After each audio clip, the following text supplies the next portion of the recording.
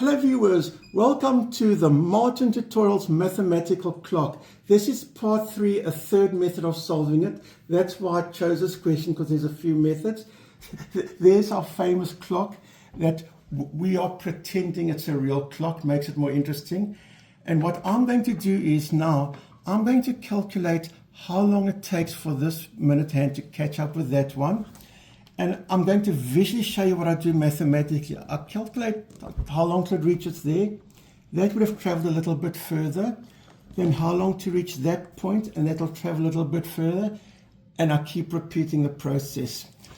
I can see that starting from here to there, this minute hand would take 15 minutes to reach that point, 1-5. I just wrote 15.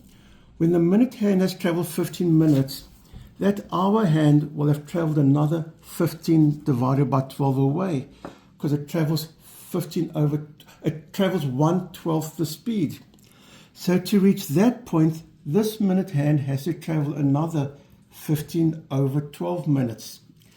That hour hand has now traveled that amount divided by 12. That's 15 over 12 times 1 over 12. So now to reach that point, now it's getting so small, it's difficult for me to show.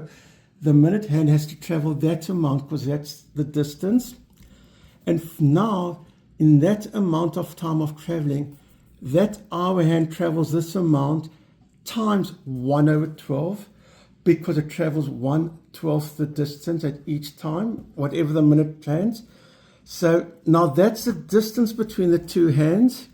That's what the minute hand has to travel now to catch up to that point. There it is, except it hasn't caught up with that hour hand, because it's gone even a little bit further, that amount divided by 12. Anyway, each line is more and more accurate how far the minute hand. And can you see a pattern?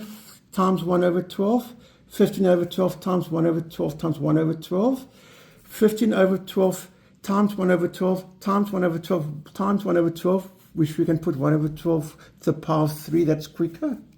That's times 1 over 12 to the 4, and I'm writing it out there, dot, dot, dot, to the power of infinity. This can keep carrying on. The more terms, the more accurate it will be. We're doing it to infinity. This concept carries on forever. And if you remember, this is a geometric series, and I'll even put a link where I explain it, where you have a series of numbers.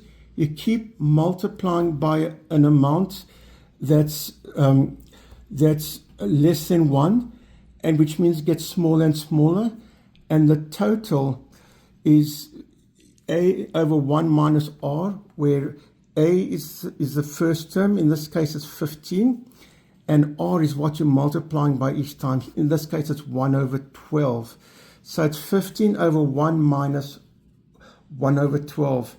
And now we simplify that bottom of the denominator, make it 12 over 12 minus 1 over 12. That's 15 over 11 over 12.